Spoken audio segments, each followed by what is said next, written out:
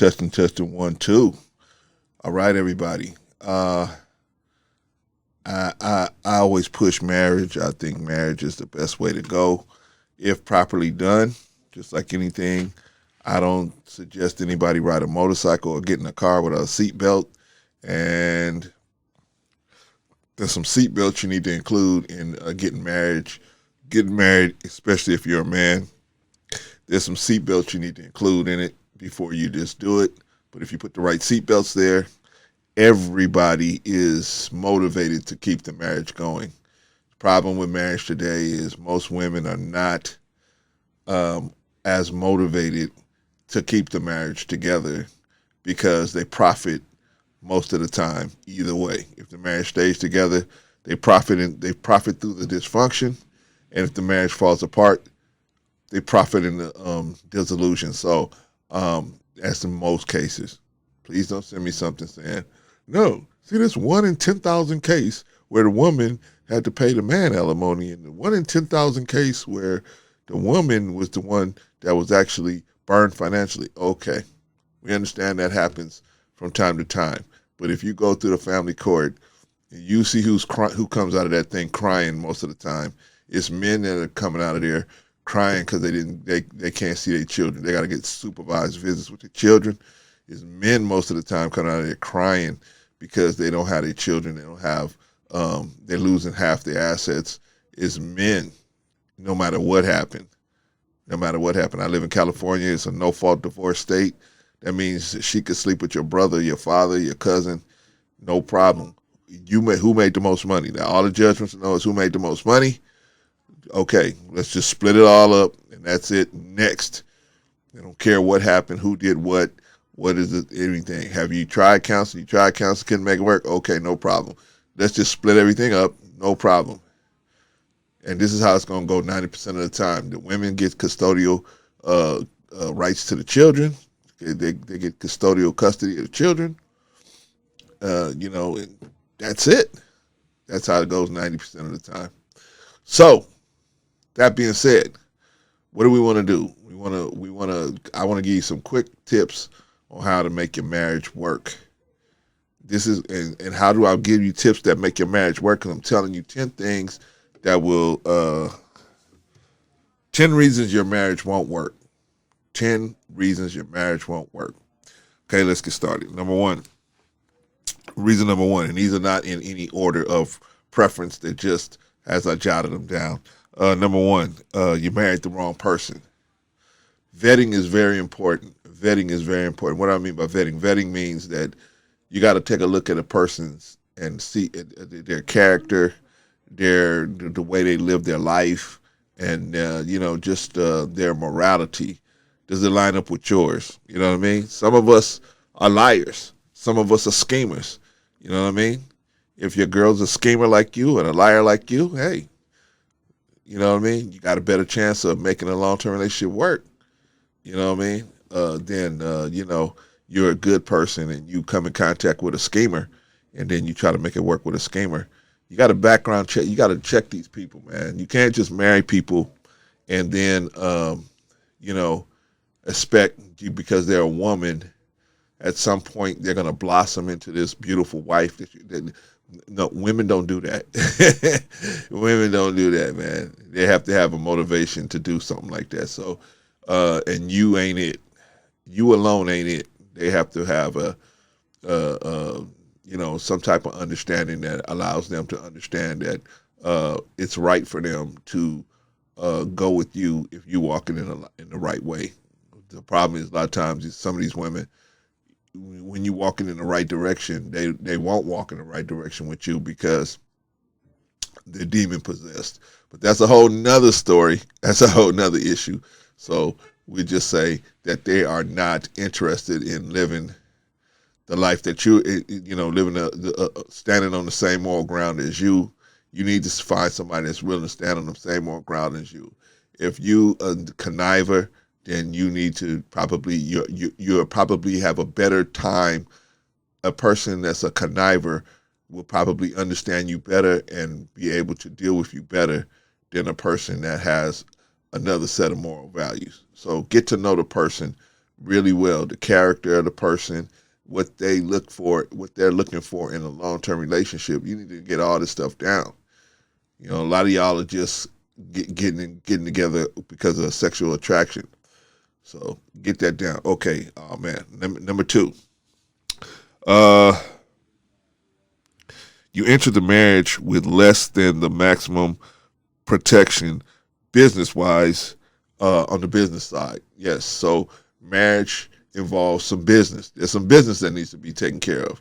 It's not just you going into a chapel and saying, "Oh, thank you, God." No, there's some business that needs to be handled. There's some paperwork you got to sign, and if you're gonna sign that marriage certificate, then there's some other paperwork you need to get. You need to bring it to the mix, and you guys need to sit down and talk about some things and have a couple of different discussions and agreements and negotiations to figure out, a lot of different things. And so there's a lot of different conversations you got to have. And, I will tell you all of that stuff if you come see me. Come see me, and I'll tell you about all of that stuff. But don't just sign a marriage certificate thinking you're going to skip off into down the yellow brick road. It doesn't happen that way. More than 50% of American marriages, first marriages, end in divorce. And the person that was footing the bill gets clobbered. Who is usually the one that's footing the bill? The man. If you live in a state like California, you can go to the judge and say, "Judge, I caught her in the bed with my best friend." Judge is going to say, "I don't care. Who is making the most money? You? Okay. You're going to give her half of your pension, half of this, half of that, half of this, half of the benefits, and also you're going to keep paying for the house. Does she have a job? No, sir, she doesn't have a job. Okay, you're going to keep paying for that house, and she's going to live there until she gets she gets married again. Really? What's the chances of her getting married again? If she knows you're gonna pay for the rest of her life, right? What's the chances? She'll have dudes stopping in, dropping pipe on her. But what's the chances of her getting married again? Plus, how many dudes are gonna want to marry her anyway after a certain point, right? So it's a thing. It's like you got those two things fighting against you. So that's why it goes back to the first thing. You got to get to know who you're dealing with. Does she does she have the kind of character that would lead her to do something that would just throw the marriage into a tailspin? Some women are wild like that. So you gotta see they got a wild streak in them. But some of them are good at hiding it. They'll hide it for a while, and all of a sudden they got unexplained things happen. Oh, they got unexplained blocks of time that they're unaccounted for, right? That's bad. It's bad when a man does that, but it's really bad when a woman has, man, why does she need all of these unexplained blocks of time that you can't reach her? And it's always some crazy excuse, right? You got to open your eyes. Anyway, number three. Come on, let's get it done. Number three, you married at the wrong time. Yeah, maybe it's a good person, but you married at the wrong time. You're in your third year of college, and you're trying to marry somebody in your third year of college, and it's really a heavy schedule. And you're thinking, man, if we marry, then we live together. But even if you live together, you're gonna be studying so much. Will she understand that you need almost 80 to 90% of your time to be devoted to your education? 80 to 90% of your time that you're not working to devote it to your education. Where's that going to leave her? How's she going to feel about that? You know what I mean? Sometimes you got the right person, but it's the wrong time. You got the right person, you married them at the wrong time. They feel, neglected, because you're going for your goals and you're going for your dreams. You've been dreaming to be an attorney. You've been dreaming to be a doctor. You've been dreaming to be an electrical engineer. And you got to put in a lot of hours, plus you paying all the bills. Is she going to understand that? I don't, most women won't. Most women will say, "You're neglecting me." That's why, That's why I'm with Pookie and Ray Ray, because you neglected me. This is your fault that I'm with Pookie and Ray Ray. That's what I'm saying, man. You got to pay attention to all of this stuff. That's why you got to come talk to somebody like me, and I'll tell y'all will understand better why you guys need to look at all of these different factors. Number 4, you're married for the wrong reason, right? Most guys get married. Why? Because of the big ultimatum. If you don't marry me, I'm going to leave, right? Instead of saying goodbye, letting her leave, and letting her go out there on the market and see what she's worth out there on the market, right? Once she see what she's worth out there in the market, guaranteed. And you stay on your case, on your purpose, or what you want to do in your life, and you become the engineer or the doctor or lawyer or the architect or the mathematician or whatever, or the physicist or whatever you become, or the entrepreneur or whatever, guaranteed she'll be back. She'll be back. Just like a puppy you kick off the porch, she'll be right back. She's not going nowhere. She may go and test the waters, but once she see that, you the best game in town, that's why Will Smith's wife is never going to leave him. She'll never do any better than him. That is the apex of what she's doing. And don't get me wrong, he is way up there as far as in terms of financially. That's what I mean. But she's not gonna do better than that. So, and I don't think emotionally she'll do better than that. I don't think another man will put up with her antics like Will Smith will. So she knows she's not going anywhere. Anyway, yeah, sometimes you marry somebody, it's the right person, but it's the wrong time, right? It's not the right time. It's not you're in school, that person in school. I mean, it's just not the right time. And then you go throw a child in there, right? Or you throw other financial responsibilities in there as well. Now you got to have an apartment with this person. You got to live with them, and it's a lot of responsibilities. And sometimes it's not the right time. You know if it's the right time? Come and talk to me. I'll tell you. I will tell you if it's the right time or not. I'll put it like this. I will give you the best estimation of if it's the right time or not. Because I'm not a magician. I can't tell you, yeah, this is exactly the right time. But I can definitely tell you that you're stepping into a huge challenge for yourself if you do it at a certain time.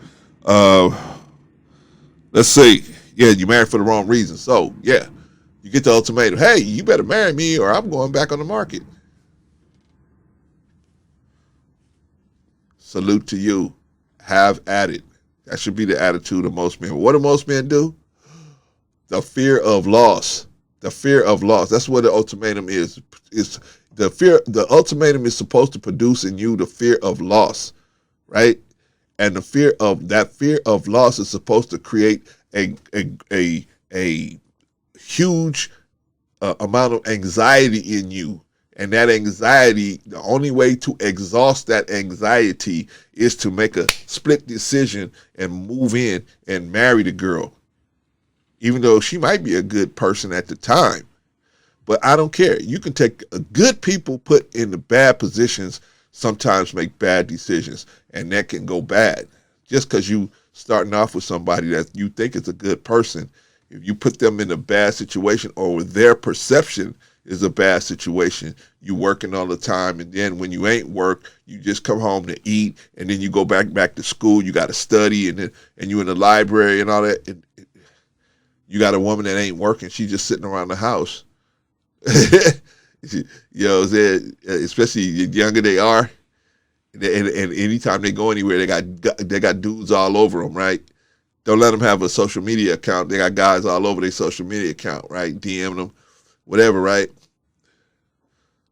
It depends on the kind of friends they got. That's why you got to check all the stuff when you vet them. Check their friends out, because their friends will be telling them, "Girl, you know what I mean? He doing you wrong. He's neglecting you. He the man working, paying all the bills, going to school, trying to provide, trying to get an education so he can even upgrade a lifestyle even more. And she ain't got the patience to wait. See, some people ain't got patience. Some people ain't got the patience to wait. I understand women. A lot of women say, I ain't got patience. If you ain't got patience, then Don't marry the wrong person. And you as a man, yeah, check all this stuff out before you marry somebody. But I'll help you. Come see me, get a consultation from me. I'll help you. I'll help you in this space because there's really nobody telling you how to do this stuff. They're telling you that they can tell you to do this stuff, and they're telling you, I can sit you down and talk to you and explain to you how this works, and I can give you a lot of information to help you make a good decision. Most guys go into marriage, no clue what they're doing, no information, no nothing. You don't find out until the back end, till the family court is kicking you down the street. Or you sitting on them steps crying your eyes out because you can't see your children unless it's supervised. You can only see them every other Saturday unless it's supervised. No. Let's work together so that doesn't happen to you. I mean, there's some guys that's going to let it happen anyway because they're not going to come to see me. Okay, don't come see me. But go, I've been in the game a long time, over 30 years. I know what I'm talking about. If I haven't done it, seen it, believe me, I've either done it, seen it, or heard about it being done. So I can help you try to protect yourself as much as possible. Anyway, that was number 4. I'm going to say I have to make a part 2 on this. Number 5, you and your spouse were not aware of the level of commitment that's involved in marriage. Yeah, you're not aware of the level of commitment that's involved in being married. Marriage is the ultimate commitment that you have to give. You have to commit to your job. You have to commit to your basketball team. You have to commit to your motorcycle club or whatever you're involved in, whatever you do for fun, right? But now you have to commit to someone else. You have to commit yourself to the feelings and obligation of someone else. It's difficult. It's difficult. You don't realize that is a huge commitment. Huge. You think it's going to be like being boyfriend and girlfriend, and no. Marriage comes with an enormous amount of extra responsibilities. And, it comes with a business side to it, where just boyfriend and girlfriend shacking up and kikiing up, that's a whole nother thing. But now when you enter into a marriage, there's a business side to marriage. There's a business side to it. And then you got to be just as interested in getting that straight as the physical side of it or the emotional side of it. Right? But what happens, right? You get the ultimatum. You better marry me or, my mama said we living in sin, right? My mama said we living in sin. You got to marry me because I'm not going to keep living like this because, it's hard for me to go to church and, okay, I'll move out. Man. But Clarence, that's easy for you to say. I know it is. But trust me, I'm telling you right because I want you to be happy. I want your marriage to be strong and last a long time. And if you go into it properly, you'll be able to come out of it properly. If it comes apart, but if the way I'm telling you, when I'm going to consult you how to get involved with being married, everybody's going to have skin in the game. Most women go into marriage, they don't have a lot of skin in the game, right? You know what I mean? They leverage your sexual attraction to them. Therefore, it leverages they don't have to be as emotionally involved, as financially involved, and even as physically involved. They don't have to be. Once they get to a certain point, they can start causing an issue by not being involved. And but the way I'm gonna tell you to help you step into the marriage is to be able to have it so where even she has she's motivated to keep the marriage going. You know what I mean? In today's world, most of you guys go into marriage and the woman has zero motivation to stand to it. Upon a divorce, she knows she's going to get the children. She knows she's going to get half of everything you're working for. She knows she's going to profit, whether she's going to profit in the dysfunction or she'll profit in the dissolution. She's going to profit either way. So it's a win-win for her. Whereas I'm going to tell you how the structure is. She's not going to profit in the dissolution. You know what I mean? Both of you guys are going to suffer in the dissolution, and both of you guys are going to suffer in the divorce. That's the best you're going to get, man. You're not going to come, I'm not going to be able to give you a bulletproof vest and say you're going to walk out of divorce, scot-free. No, you're not going to do that. I don't care. Even look at Jeff Bezos. He had all that money. He could pay 1,000 lawyers.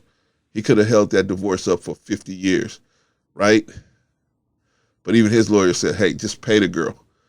Just pay her. Just pay her. You're going to save a bunch of money just paying the girl. Just pay her, right? With all that money, he couldn't even. Same thing, Bill Gates. Just pay her. You're going to end up just paying us a bunch of money. No, you might as well just pay her. So if those guys with all them billions of dollars they're not going to be able to walk out of divorce unscathed. You think little old you making your $100,000 or $200,000 or $300 or your $50,000 going to walk away unscathed? No. The best you're going to get is have it so that she's going to suffer if you living in dysfunction, she's going to suffer, and if you dissolve the marriage, she's going to suffer. But at least that's the best situation you can set up, and at least the both of you guys will be motivated to keep the marriage together, because both of you guys ain't going to want to be in the dysfunction, and nobody's going to profit in the dysfunction, and nobody's going to profit in the dissolution. And that's the way you want it to be at best. She may get a little something, but at least it'll be a fair situation. It won't be something just outrageous, because of whatever, right? And you can set that all up in the beginning. But anyway, that's a whole nother topic. So we got 10 steps, 10 things. I only got to number 5. I'm gonna make a part 2 in a little while. All right, peace. Oh, never be the aggressor, brother. Never be the aggressor. Peace.